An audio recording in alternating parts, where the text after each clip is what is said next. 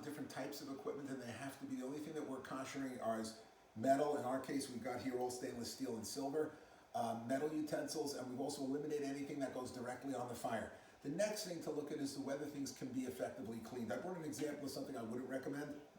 This is a wisp, and as you notice, there's a whole bunch of little tiny crevices over here. Something like this would be very, very difficult to clean entirely, so we would recommend not trying to kosher something like that. Items like this, a kiddush cup that does have a lot of crevices in it, can still be cleaned. You may want to really work with a brush on this to get everything clean, but once you get it effectively clean, you can kosher it. Another example, our forks and knives are of course the same.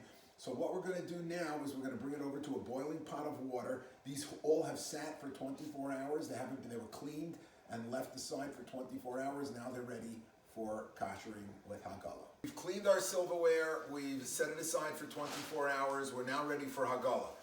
To perform Hagala, we've got to have a pot of water, a large pot of water that's boiling. It's got to have a rolling boil.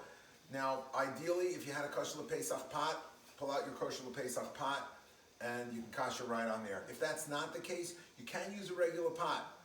Kosher it first, start with filling it up with water, boiling that water out, spilling out that water, putting in fresh water, boiling it again. If you're using a cover, you've got to actually dip that cover as well. I recommend take a little bit longer if you're not dealing with a pot. Now important, if you're starting with a pot that's not kosher, remember, it's got to be not kosher Pesach, it's got to be Eno Ben Yoma before we start. We don't have to worry about the outer surface if we're just using this for koshering, because we're placing the stuff inside, so we can use an Eno Ben Yomo pot, kosher the interior, and then we're ready to go. So what we're going to do is we're going to take everything that we've got to kosher, and you're going to submerge it inside the hot water. Be careful that it doesn't splash. Remember, this water is very hot. Now, when you put it inside, the temperature is going to go down because your utensils that you're putting in are cold. So we want that water to return to a boil.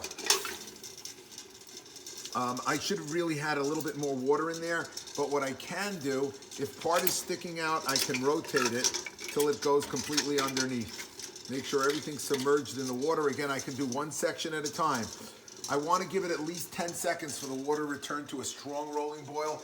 Once that's done, and I've made sure that all of my surface have gotten covered, I can pull that item out, all of my items out for that matter, bring it over to an area that's been koshered already, or don't put it down, and completely rinse it in cold water.